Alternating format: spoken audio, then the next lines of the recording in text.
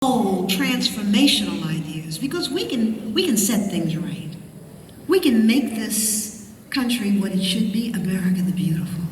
That's the goal, to create America the Beautiful. And tonight, you've encouraged me. You know, I'm thinking about, where's Roxana Bilal and DC National Capital Area kids? Could you all stand? There is no, and thank you, our young man who spoke, Jaden, and Kevin, and Nancy, and everybody who's over there. I mean, just the work that you do. And they're volunteer. This is a volunteer army. They're not being paid to do this work.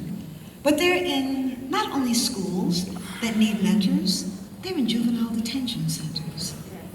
They're working with young people who've been written off, who people say, you know, they'll never make anything of themselves. You know what we're doing at the National Cares Mentoring Movement? We are writing them in. Those who've been written off, we are writing them in. And you know, all of us can say, it could have been us, easily, well, maybe not you, but it could have been me. I can tell you that. So, from the deepest part of my heart, and I just have to say that, you know, the first Higher Heights Award, Kefra Burns, my husband, wrote the program. So Dr. Dorothy called me up and said she was going to do this, and we're going to have the first awards, and Oprah Winfrey was the co-host with Danny Glover. I came out, I introduced Oprah and Danny, and I sat down next to Dr. Dorothy, and I think they were talking about the mortgage that had to be paid, and the mortgage was something like, oh, I don't know, $200 and something thousand. So I stood in the back of the room, and Maxine Waters was standing next to me. And I looked around, I said, you know, Maxine, I think we could, this is the Jesse Jackson way of raising money. You just, while the audience is there, get the money. And I said, you know, I think we could do this tonight. And she said, you know, I think we can. Let me survey the room. I have to find somebody who can give $100,000. Amos, what's his first name? Kent Amos. She went over to Kent Amos and she whispered in his ear. And then she went up to Oprah during some little break and said something to her. And before I knew it, Oprah was saying that Kent Amos is going to start, we're going to retire the mortgage tonight, $100,000. Well, how much was it? Who gave $2 million? Was the mortgage? Oh, you know, I'm thinking of another fundraiser, $2 million. No, really. It was an extraordinary night.